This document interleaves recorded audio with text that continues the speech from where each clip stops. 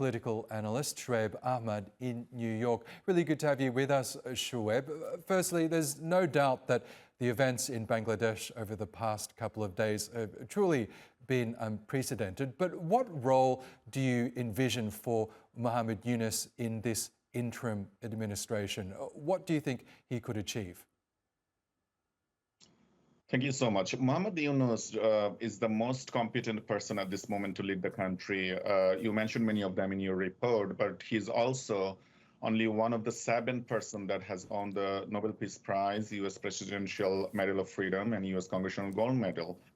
He is a Bangladeshi, but he is a global citizen, the father of social business and microcredit that about 70 countries in the world is now modeling his ideas. He's also the father of 3 zeros: zero poverty, zero unemployment, and zero net carbon emission. So there is no doubt Bangladesh will never see a competent person than him from a civil society to lead this interim government. Now, the challenges ahead of him would be reforming the institution that the Hasina regime has destroyed in the last 15 years.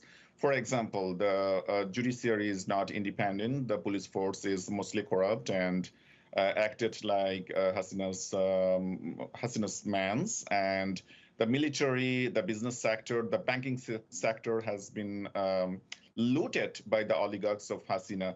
These are the main challenges that Dr. Yunus needs to focus, and with his competency, the global connections, and his experience over the 4 decades or 5 decades should bring some lights in the Bangladesh.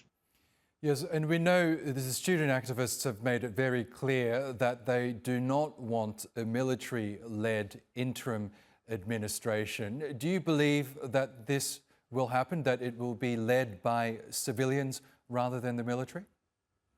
It will lead by the civilians. The military government we cannot form. Nobody will really agree on to go into a military ruling anymore. The reason is, again, if you look at the chief of the military right now, who is also a close relative, family member of ousted Prime Minister Sheikh Hasina, he's already in the scrutiny, and many of these top military parties ran DGFI, ran the terror government strongholds to oppress the people of the Bangladesh.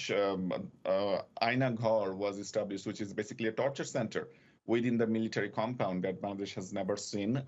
Prominent public figures such as Brigadier Ajmi, Barrister Arman, and many more have been abducted and were kept. They are being just freed from those institutions. So nobody trusted military will bring anything other than the B team of Hasina regime, and which is not acceptable right now. A civil, inclusive, conscious interim government has to be formed. Yes, and any interim administration is hoped will lead to free and fair elections at some point.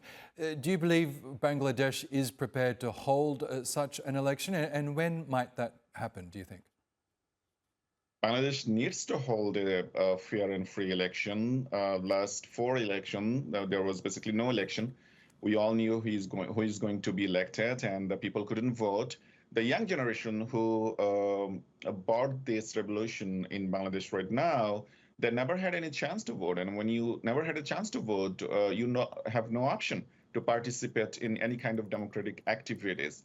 Now, the biggest challenge for Dr. Yunus, even though he is extremely competent for this role, but he's just a person. He needs to form his cabinet with competent people. For example, probably Dr. Salahuddin Ahmed from ex-Bangladesh Bank Governor, Niaz Rohim from the business sector, Lieutenant General Najimuddin from the ex-army, who was a chief of staff. This kind of, I'm just giving out some name, but there are many competent people I know Dr. Yunus personally knows and can form his cabinet with.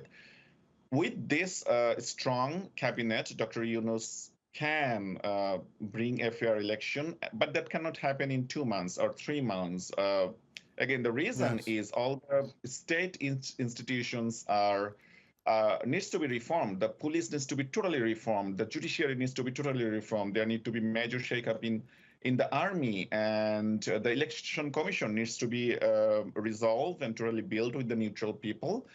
Even the voting system, including the democratic processes, need to be reformed. That will take about an year, if not a year and a half, and that will be a legitimate duration and timeline for the interim government, in my opinion.